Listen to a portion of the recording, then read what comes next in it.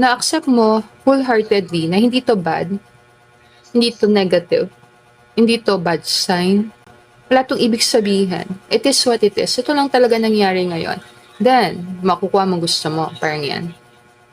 Ganun ko siya nakikita. So meaning, kapag na-accept mo, hindi mo nakukuha yung gusto mo, may judgment talaga tayo na parang we deserve more, I deserve more, I deserve better. May ganyan tayong tendency. It is what it is si God. Hindi ibig sabihin tatanggapin mo, ayaw mo nang baguhin. Hindi. Nato pa rin yung gusto mong baguhin, pero wala ng force. Mawawala ng puwersa. So, ibig sabihin, kung ayaw mo yung back balance, hindi ka mapaparanoid, parang yun, hindi ka maiinis, parang yun, hindi ka mag-iisip na, ano kayong gagawin ko para magbago yung balance ko kaagad. Hindi, wala nang ganon. More lang, accept mo kung ano meron, then gawin mo yung dapat mong gawin with excitement sa ginagawa. Parang yan. So, mag-work ka pa rin, magtatrabaho ka pa rin. Kung nagbi-business ka, magbebenta ka pa rin. Hindi ibig sabihin, mag-stop ka na.